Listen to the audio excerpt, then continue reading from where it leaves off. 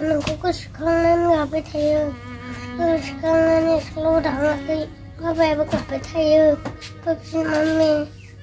हरनानै बाबाखौ हरनानै फिनदो दैजि फैफिनदो नै फिसालायाबो ओंखामखौनो खब'से आं मारै मोखां नायनानै थानो हानो आंनि बिबार मोखांलाय फिसाफोरखौ गोदाव सोराव बिदि खालामनानै खालामदो आङो हरसेन माने हरनाया आलादा जायो फिसानाया आलादा जायो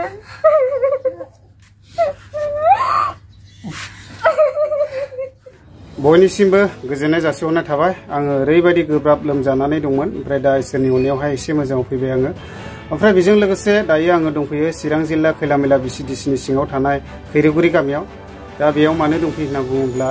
समर गयारिनि अनसुलि बिसि दैजि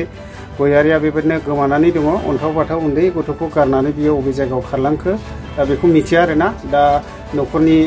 गार्जेना आंखौहाय बिसिम खावलायनानै लिंहरबाय थानायखाय आङो बिसिम दंफैयो ओरैबायदि लोमजादों आङो थेवबो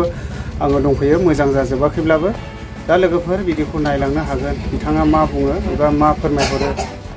गिबियावनो साफ्रोम इउटुब नायगिरि रायजो राजायाबा बिदा फंबायमोननिसिम आंनि खुलुमनाय आरो सिबिनायखौ जासिग्रोबाय आंनि अनसुलि बिसि दैजि गयारिया थांनाय 22 अक्ट'बराव न'आव थांदोंमोन बियो 30 तारिखनि याव फ्राय न'आव आङो जों खबर हरदोंमोन 1 तारिखनिफ्राय दिनैसिम जेबो खबर मोननाय जायाखै बेनिखायनो सोरबाफोर नुसनबायदोंबा अननानै आंनि कन्टेक्ट नाम्बाराव खोन्थाहर दिनै आं अनसुलि बिसि गैयिनि समनिफ्राय जानाय लोंनाय जेबो गथ'खौ लानानै बबेयाव थागोन बबेयाव मा मावगोन आं जेबो सानस'नो हायासै बेखायनो आंनि अनसुलि बिसियाबो जेरावखि थाया मानो अननानै आंखौ गोसोखांनानै बा गथ'खौ गोसोखांनानै फैफिनो आं बेखौनो आंनि अनसुलि बिसिखौबो खावलायहरनाय जाबाय आरो लोगोसे साफ्रोम जोंनि बर' माहारिनि आंनि आंगो लोगोफोरखौबो जेसेखि हाया मानो अननानै खबर लानानै आंनो थाब कन्टेक्ट नाम्बाराव खोन्थाहरदो न'खराव माबाफोर जालायनायफोर जादोंमोन नामा दावराव दावसिफोर दावरावाथ' जेबो जायाखैमोन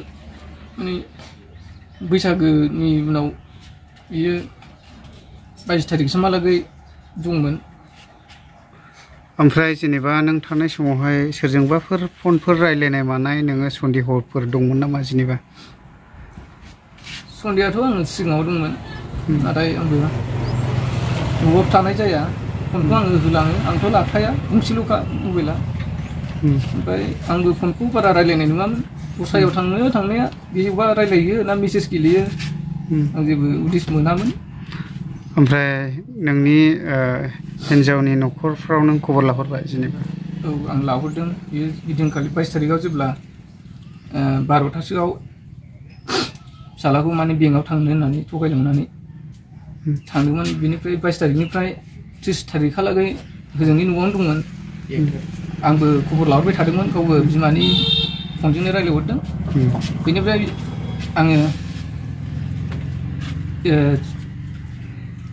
माबायाव 1 तारिखआव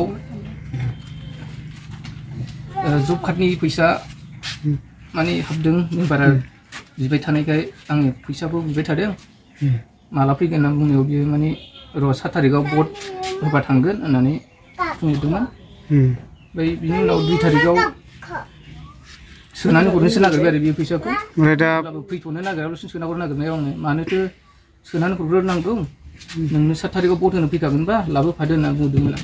ओमफ्राय दा फनफोर दंना गैया नोंनि मिसेसनि आखायाव फनाथ' बियो गैया नुवा ओरै न'आव थांनानैसो रायलायहैयो ना मायो आङो मैया दा जेबो कन्टेक्ट गैया नों हिन्जावजों ने गारजेननायनिफ्राय गैया दा जेनेबा नोंनि हिन्जावखौ नोङो नांफिनगौ ने नांगौ ओमफ्राय बे बाबुआ क्लास बेसेबां थांखो बि दा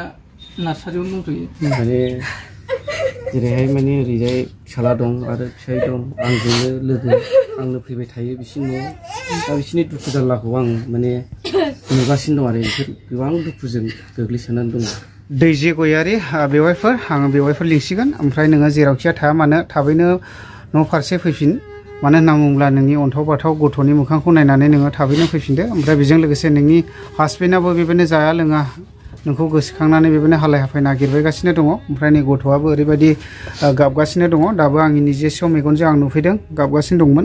नोङो जेरावखिया थाया मानो न'सिम फैफिनोब्ला जोबोद गोजोननाय मोनगौ ओमफ्राय बेजों लोगोसे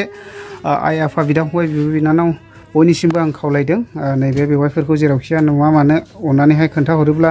मोजां जागौ मानो होनना बुङोब्ला जोंनि समाजाव बेफोरबायदि जाफ्लेबाय थानाया जागासिनो मानो होनना बुङोब्ला बेफोरबायदिया जेन गोजान जानगार जालाङो दा बेनिखायनो आङो खावलायदों जेरावखिया थाया मानो दा बेफोरबायदि गाज्रि आखुथायफोरखौहाय बेबायदिनो